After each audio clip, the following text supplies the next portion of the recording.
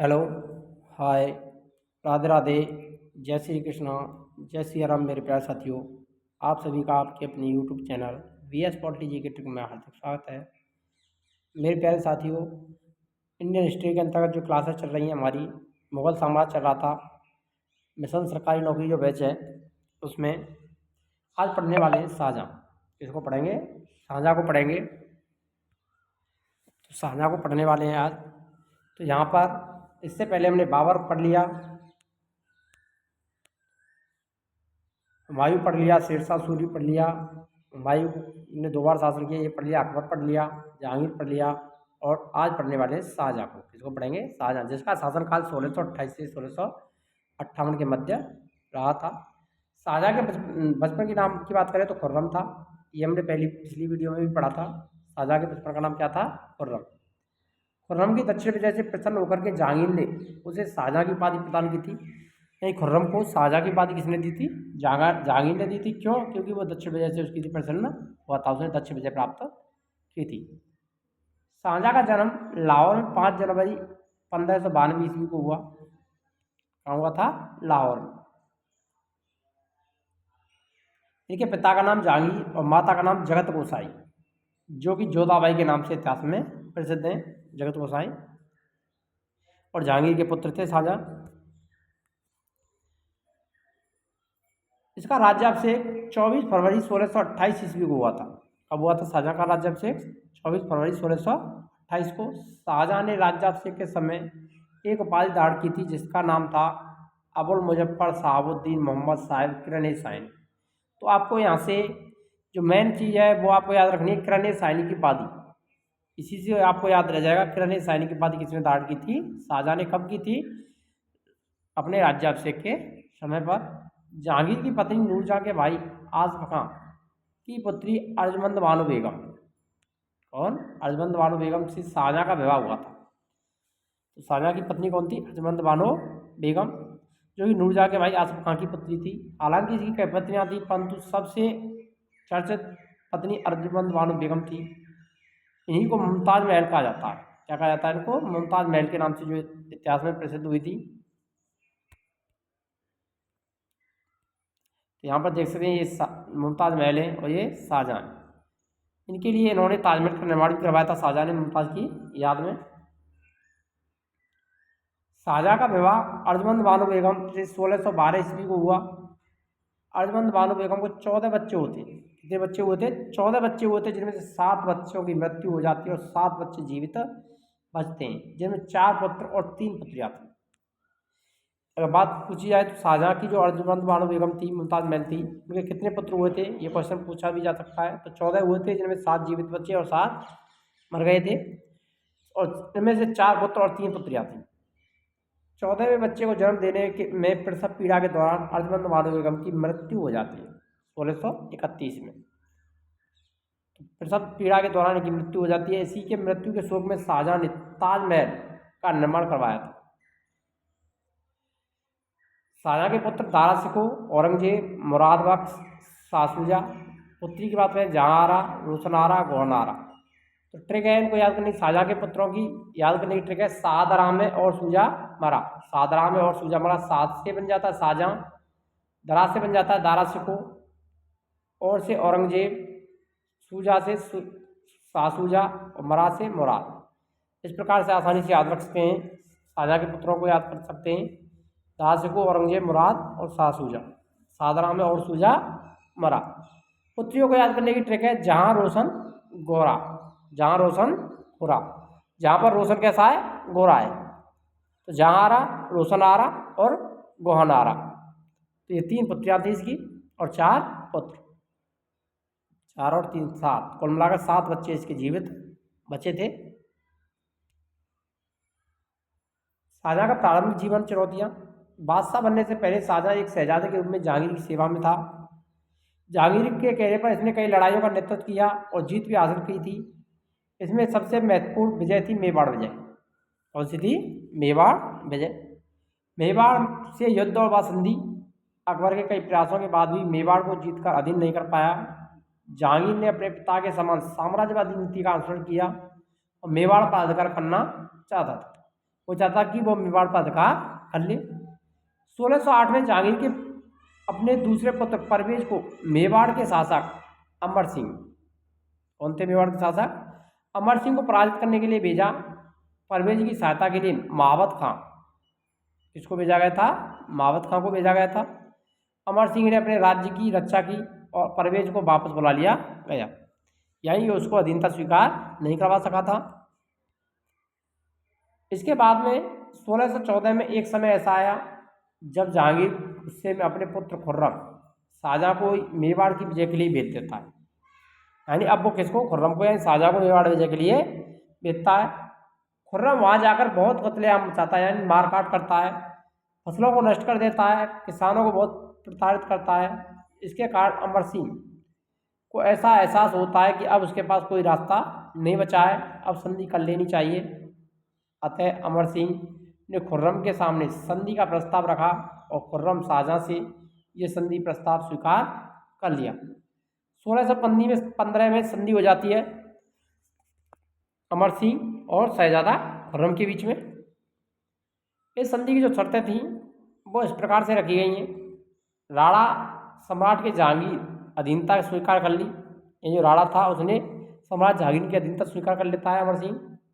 सम्राट ने राणा को चित्तौड़ समेत सारा प्रदेश लौटा दिया जो अकबर के काल में मुगलों से अपने अधीन कर लिया था।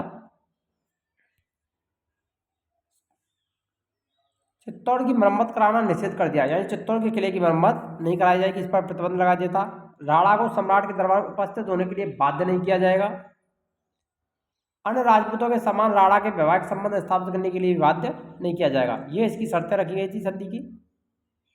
शाहजहाँ ने जहांगीर के समय मेवाड़ को मुगलों के अधीन कर दिया था और इसके अलावा दक्षिण भारत के क्रम में उसने अहमदनगर को जीता। इस प्रकार उसने राजा बनने से पहले अपनी अच्छी प्रतिभा का परिचय दिया था। और 1627 में जहांगीर की मृत्यु हो जाती है और शाहजहाँ दिल्ली और आगरा के आसपास मौजूद नहीं था। ऐसे में दरबारियों के पास एक अच्छा मौका था कि वह शाहजहाँ के विकल्प के रूप में किसी और को राजा बना दें। जैसे दक्षिण विजय की थी, अहमदनगर को जीता, मेवाड़ को मुगलों के अधीन किया। जहांगीर की मृत्यु 1627 में होती है, लेकिन शाहजहाँ शासक बनता है 1628 में। इनके मध्य उत्तराधिकार का विवाद चलता है। आसफ खां को यह बात पसंद नहीं आई क्योंकि वह अपने दामाद को शासक बनते हुए देखना चाहता था, इसलिए उसे तुरंत अपने दामाद अर्थात शाहजहाँ को सूचना भेज दी और जल्दी वह आगरा वापस आ जाए। इसके क्रम में पत्राचार के माध्यम से शाहजहाँ ने आसफ खां को एक सूचना भेजी, जितने भी हमारे विरोधी हैं उनकी हत्या करवा दी जाए, यानी हमारे जितने भी विरोध में उन सभी को मरवा दिया जाए। शाहजहाँ को बादशाह बनने के लिए लगभग 4-5 माह का संघर्ष करना पड़ा, लेकिन यह संघर्ष में प्रत्यक्ष रूप से लड़ाई नहीं लड़ पाया क्योंकि उसकी जरूरत ही नहीं पड़ी। आसफ खान ने ही उसके काम को आसान कर दिया था, यानी जितने भी विरोधी थे उन सभी को उसने मरवा दिया। 24 फरवरी 1628 को शाहजहाँ का राज्याभिषेक होता है। मोस्ट इम्पोर्टेंट है, शाहजहाँ शासक कब बनता है? 14 फरवरी 1628 में। बुंदेलों का विद्रोह 1628 से 35 के मध्य बुंदेलों शासकों का विद्रोह होता है। 1628 में ओरछा के शासक जुझार सिंह ने विद्रोह कर दिया था। 1635 में इस विद्रोह का अंत होता है और जुझार सिंह की हत्या कर दी जाती है। खांजा लोधी द्वारा विद्रोह 1628 से 1631 में। दक्षिण भारत में खांजा लोधी एक अफगान सरदार था जो मुगलों के अधीन था। शाहजहाँ के समय वह विद्रोह घोषित करते हैं और अहमदनगर चले जाता है। यह विद्रोह की घोषणा करता है और कहाँ चला जाता है? अहमदनगर। वहाँ जाकर खुद को स्वतंत्र शासक घोषित कर देता है। इस बात से दुखी होकर शाहजहाँ उसका पीछा करता है और उस कई युद्ध लड़ते जाते हैं, लेकिन अंततः विद्रोही को 1631 में मृत्युदंड दे दिया जाता है। अंत में खांजा लोधी को क्या है? मृत्युदंड की सजा दे दी जाती है। इसके बाद शाहजहाँ के द्वारा पुर्तगालियों का दमन किया जाता है 1632 ईस्वी में। पुर्तगालियों को भारत में व्यापारिक कंपनी स्थापित करने के लिए भारत आए। शाहजहाँ के समय उद्दंडता शुरू कर देते, जैसे कई क्षेत्रों में मुगल सैनिकों को भागना और खुद से ही कर वसूलना, कर को बचाना, यहाँ तक कि भारतीय महिलाओं से विवाह करना, जबरदस्ती उन पर ईसाई धर्म थोपना, इस तरह के कार्य करने लगते हैं। 1632 में शाहजहाँ ने बंगाल के सूबेदार कासिम खां को होली के पुर्तगालियों का दमन करने का आदेश दिया और कासिम खान ने होली पर आक्रमण करके अनेक पुर्तगालियों की हत्या कर दी और हजारों को बंदी बना लेता है। इस प्रकार वो पुर्तगालियों का दमन कर देता है। सिख संप्रदाय का विद्रोह गुरु हरगोबिंद सिंह, सिखों के गुरु अर्जुन देव की हत्या जहांगीर के द्वारा होने के बाद सिखों और मुगलों के बीच संघर्ष प्रारंभ हो जाते हैं। तनावपूर्ण संबंध शाहजहां के समय देखने को मिलते हैं। इस समय हरगोबिंद सिंह सिखों के गुरु थे। कौन थे? हरगोबिंद सिंह, जो उस समय मुगलों की बात नहीं स्वीकारते, जिसके कारण मुगल और सिखों के बीच संघर्ष चलता रहता है और यह संघर्ष बहुत लंबा चलता है। तो कुछ ऐसे क्षेत्र रहे जहाँ पर शाहजहां को प्रारंभिक विद्रोह का सामना करना पड़ता है। अगर आप चैनल पर नए हैं तो चैनल को सब्सक्राइब करना ना भूलें, वीडियो को लाइक करें, शेयर करें और चैनल को अधिक से अधिक सब्सक्राइब करें। यहाँ पर सारी क्लासेज आपके लिए यूट्यूब पर निःशुल्क उपलब्ध रहेंगी। शाहजहां शासक बनने के बाद सिर्फ इन संघर्ष और विद्रोह में व्यस्त नहीं था, बल्कि उसने अपने साम्राज्य को विस्तार देने का प्रयास किया, जिसमें उसे दक्षिण भारत और भारत के उत्तर पश्चिमी सीमा प्रांतों पर भी ध्यान दिया था। दक्षिण अभियानों में सबसे महत्वपूर्ण अभियान था अहमदनगर का अभियान, जहाँ पर उसने 1629 में चढ़ाई की और बाद में चलकर के अहमदनगर के शासक को अधीनता स्वीकार करनी पड़ती है। इसके बाद अहमदनगर को जीतकर वह अपने अपने साम्राज्य में मिला लेता है। इससे शहजादे के रूप में अहमदनगर पर अभियान किया था। दक्षिण अभियान, इसके अलावा उसने गोलकुंडा बीजापुर पर भी अधिकार कर लिया था। ये संघर्ष ज़्यादा मजबूती से नहीं रख पाया, क्योंकि ये दौर वह था जब उसकी पत्नी अजमत बानो बेगम 1631 में मृत्यु हो जाती है। 14वें पुत्र को जन्म देते समय वह बार बार लौट करके उत्तर भारत की ओर वापस आ जाता है। इस प्रकार दक्षिण भारत में पूर्ण विजय गोलकुंडा बीजापुर पर तो नहीं हो पाती, लेकिन अहमदनगर को वो पूर्ण रूप से विजय कर लेता है।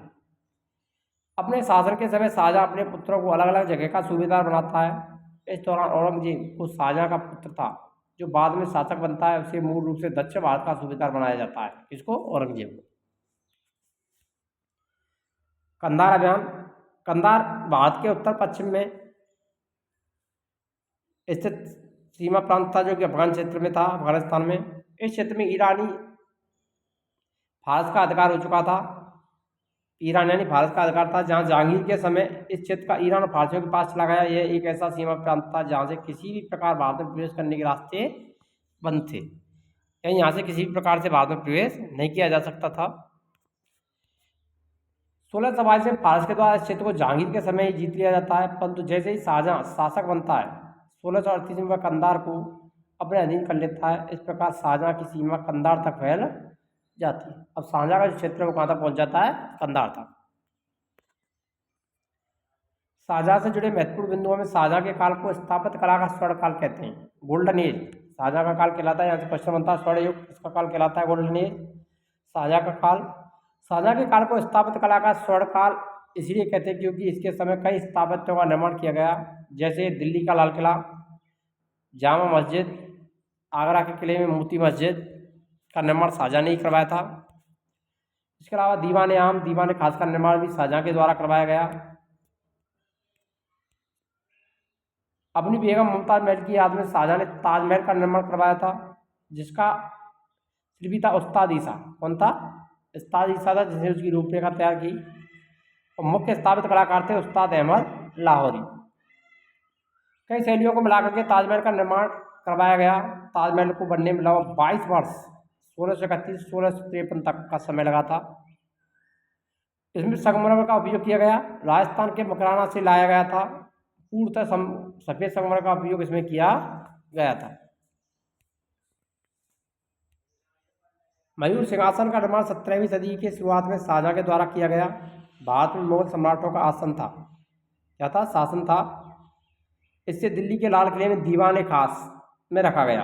ये क्या था? आसन था मुगल सम्राटों का, जिसे कहाँ रखा गया था? दीवाने आम में। दिल्ली के लाल किले में दीवाने खास में रखा गया। मयूर सिंहासन को सोने और जवाहरात में ढका गया था, जिससे उसके ऊपर जाने की सीढ़ियाँ थीं। शासक जमीन से ऊपर बैठते थे। मयूर सिंहासन में प्रसिद्ध कोहिनूर हीरा लगा हुआ था। 1739 में नादिर शाह ने भारत पर आक्रमण किया और लूट करके वह अपने साथ इस कीमती सिंहासन को ले गया था। मयूर सिंहासन, जिसे तख्त ताउस भी कहते हैं, अब ये वर्तमान में कहाँ पर है? ब्रिटेन में स्थित है। 1638 में अपनी राजधानी को ये आगरा से दिल्ली स्थानांतरित करता है। यमुना नदी के दाहिने तट पर शाहजहानाबाद की नींव रखता है। किसकी स्थापना करता है? शाहजहानाबाद की। शाहजहाँ के दरबार के प्रमुख चित्रकार की बात करें तो चित्रकारों में मोहम्मद फ़कीर और मीर हासिम थे। शाहजहाँ के समय के संगीतज्ञ उसके दरबार में रहते थे लाल खां, जिसे शाहजहाँ ने गुड़ समंदर की उपाधि दी थी। किसको? लाल खां को। गुड़ समंदर की उपाधि किसने प्रदान की थी लाल खां को? शाहजहाँ ने। शाहजहाँ ने सिजदा और पैबोस प्रथा को बंद करवा दिया। ये इंपॉर्टेंट है, यहाँ से क्वेश्चन बनता ही बनता है, मोस्ट इंपोर्टेंट। सिजदा और पैबोस की प्रथा को किसने बंद करवाया था? शाहजहाँ ने। सिजदा का अर्थ था राजा को सर झुकाकर सलाम करना और पैबोस भूमि पर बैठकर राजा के पैरों को चूमना। शाहजहाँ ने तीर्थ यात्रा कर पुनः लागू कर दिया। तो इन करों को लागू करने के बाद कविंद्राचार्य के प्रयासों की वजह से बनारस और इलाहाबाद के क्षेत्रों में तीर्थ यात्रा कर हटा दिए गए थे। किसके प्रयासों से हटाए गए थे? कविंद्राचार्य के प्रयासों। 1658 से 1659 में 2 वर्ष उत्तराधिकार के संघर्ष के रूप में जाने जाते हैं। इसके संबंध में कहा जाता है शाहजहाँ 1657 में बीमार पड़ जाता है। यह खबर फैल जाती है कि शाहजहाँ की मृत्यु हो गई। इस तरह से जितने भी उसके पुत्र थे वे राजा बनने के लिए लालायित होते हैं और वे सभी पुत्रों के बीच युद्ध होता है, जिसे उत्तराधिकार का युद्ध कहते हैं। 1658 में युद्ध की शुरुआत होती है। इस समय सभी पुत्र अलग अलग क्षेत्रों में सुविधा के रूप में कार्य कर रहे थे। जैसे शाह सूजा बंगाल का क्षेत्र दे रखा था, मुराद को गुजरात का क्षेत्र, दारा सिखो सत्ता को प्राप्त करने की स्थिति में था। अभी हमने पढ़ा था कि औरंगजेब दक्कन के क्षेत्रों में था और दक्कन के क्षेत्र में औरंगजेब तुरंत आ गया और गद्दी को प्राप्त करने के लिए वो तुरंत आ गया था और उसने बाद में औरंगजेब ही शासक बनता है। बहादुरपुर का युद्ध 24 फरवरी 1658 को उत्तराधिकार का युद्ध था। सबसे पहला बहादुरपुर का युद्ध होता है 1658 में। इस युद्ध में दारा सिकोह ने शाह सूजा को पराजित किया। किसमें? बहादुरपुर के युद्ध में दारा सिकोह और शाह सूजा के मध्य युद्ध होता है। दारा सिकोह किसको हरा देता है? शाह सूजा। शाह सूजा बंगाल से युद्ध करने आता है, लेकिन दारा सिकोह ने उसे बहादुरपुर के युद्ध में हराकर वापस बंगाल भगा दिया। धर्मत का युद्ध, ये मोस्ट इंपोर्टेंट है, यहाँ से पूछा जाता है। 15 अप्रैल 1658 को लड़ा गया, जो कि दारा सिकोह और औरंगजेब के बीच होता है। लेकिन इस युद्ध में औरंगजेब की सेना के साथ मुराद बख्श की सेना भी जुड़ जाती है। इस युद्ध में दारा सिकोह की पराजय होती है और दारा सिकोह को अब भागना पड़ता है। तो धर्मत का युद्ध कब हुआ था? 15 अप्रैल 1658, औरंगजेब और दारा सिकोह के मध्य में। सामूगढ़ का युद्ध, ये भी मोस्ट इंपोर्टेंट है, 29 मई 1658 को लड़ा गया। धर्मत के युद्ध में पराजित होने के बाद दारा सिकोह ने हार नहीं मानी और फिर से दारा सिकोह और औरंगजेब के बीच युद्ध होता है। दोनों की सेनाएं आमने सामने होती हैं। युद्ध में मुराद बख्श ने औरंगजेब का साथ दिया था, पहले युद्ध में भी दिया था, तब वो हार जाता है दारा सिकोह, और यहाँ पर भी मुराद बख्श का साथ देता है औरंगजेब को। इस बार दारा सिकोह को पराजय का सामना करना पड़ता है और औरंगजेब को जीत प्राप्त होती है। इस युद्ध के बाद तय हो जाता है कि औरंगजेब ही अब मुगल वंश का अगला वास्तविक शासक बनेगा। किस युद्ध के बाद? सामूगढ़ के युद्ध के बाद। देवराई का युद्ध या दोराई का युद्ध 14 मार्च 1659 को लड़ता है। फिर एक बार देवराई का युद्ध यानी दोराई का युद्ध होता है। दारा सिकोह की हार हो जाती है और औरंगजेब को वास्तविक रूप से जीत प्राप्त होती है। अगस्त 1659 में दारा सिकोह की हत्या करवा दी जाती है। इस प्रकार औरंगजेब इन संघर्ष युद्धों में निकल करके सामने आता है। जैसे ही औरंगजेब शासक बनता है, अपने पिता शाहजहाँ को कैद करवा देता है। 1658 से 1666 तक का वह दौर था जब आगरा किले में शाहजहाँ को कैद करके रखा गया। कहाँ रखा गया था? आगरा के किले में। वहाँ से वे खिड़कियों से जीवन भर ताजमहल को निहारता रहा और 22 जनवरी 1666 में शाहजहाँ की मृत्यु हो जाती है। दारा सिकोह एक बहुत ही सहिष्णु सहनशील शासक था। इसने हिंदू ग्रंथों को अच्छे तरीके से पढ़ा, इस्लाम ग्रंथों को पढ़ा और कहा कि हिंदू इस्लाम धर्म एक ही ईश्वर को पाने के लिए 2 अलग अलग माध्यम हैं। वेद उपनिषद सबका अध्ययन किया, काफ़ी झुकाव उसका हिंदुत्व की तरफ भी था। इसने भगवत गीता, योग वशिष्ठ, उपनिषद, रामायण का अनुवाद फारसी भाषा में करवाया। दारा सिकोह ने उपनिषदों का फारसी में अनुवाद करवाया और सिर्रे अकबर के नाम से फारसी में इसका अनुवाद किया गया था। किसका? उपनिषदों का। लेनपुर ने कहा था दारा सिकोह के सैकड़ों विचारों के कारण उसे लघु अकबर की संज्ञा दी जाती है। दारा सिकोह खुद भी एक बड़ा विद्वान था। उसने भी कई ग्रंथों की रचना की और पुस्तकों का रूपांतर किया था, अनुवाद करके कई अन्य भाषाओं में इसकी रचना करवाई थी। शाहजहाँ ने दारा सिकोह के व्यक्तित्व से प्रभावित होकर उसे शाह बुलंद इकबाल की उपाधि प्रदान की। ध्यान रखना, किसकी उपाधि दी थी? शाह बुलंद इकबाल की। किसके द्वारा दी गई? शाहजहाँ के द्वारा। आइए अब कुछ प्रीवियस ईयर एग्जाम के क्वेश्चन है, उनको भी हल कर लेते हैं। यहाँ पर शाहजहाँ का वास्तविक नाम की बात करें तो शाहजहाँ का जो वास्तविक नाम रहा था तो वो क्या था, खुर्रम था। और इसको शाहजहाँ की उपाधि किसने दी थी, जहांगीर ने दी थी। डी वाला ऑप्शन राइट रहेगा। 5 जनवरी 1592 को शाहजहाँ का जन्म कहाँ पर हुआ था, दिल्ली, फतेहपुर सीकरी, काबुल, लाहौर। तो कहाँ हुआ था, लाहौर में। डी वाला ऑप्शन राइट रहेगा। शाहजहाँ की माता का नाम क्या था, जगत गोसाई, जोधाबाई। सी वाला ऑप्शन राइट हो जाएगा यहाँ पर। अर्जमंद मालू बेगम को अन्य किस नाम से जाना जाता है, मुमताज महल।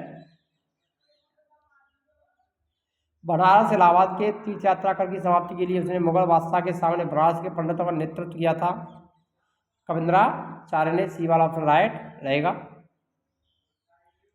इनमें कौन शाहजहाँ के शासनकाल में अधिकांश समय तक दक्कन का गवर्नर रहा था, तो औरंगजेब। शाहजहाँ ने अपने उत्तराधिकारी को घोषित किया था, तो शाहजहाँ ने अपना उत्तराधिकारी किसे घोषित किया था, मुराद बख्श, औरंगजेब, शाहसूजा, दारा शिकोह। तो शाहजहाँ के द्वारा अपना उत्तराधिकारी किसके नियुक्त किया गया था, तो वो किया गया था दारा शिकोह। डी वाला ऑप्शन राइट रहेगा। निम्नलिखित में से किसे शाहजहाँ ने घोड़ समंदर की उपाधि दी थी, तो लाल खां को।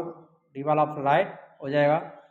उसका सबसे महंगा कोहिनूर हीरा शाहजहाँ ने कहाँ लगवाया था, तख्त से मयूर सिंहासन। सी वाला ऑप्शन राइट रहेगा। दिल्ली की प्रसिद्ध जामा मस्जिद का निर्माण किसने करवाया था, जामा मस्जिद किसके द्वारा निर्मित है, शाहजहाँ के द्वारा। ये वाला ऑप्शन राइट रहेगा। किसके शासनकाल में स्थापित कला का स्वर्णकाल, शाहजहाँ का शासनकाल। लीरपुर ने लघु अकबर की संज्ञा दी थी, दारा शिकोह को। बी वाला ऑप्शन राइट रहेगा। और वीडियो अच्छी लगी तो वीडियो लाइक करें, शेयर करें, और चैनल पर नहीं तो चैनल को सब्सक्राइब करना ना भूलें। मिलते हैं नेक्स्ट वीडियो में, तब तक के लिए जय हिंद, राधे राधे, जय श्री कृष्ण।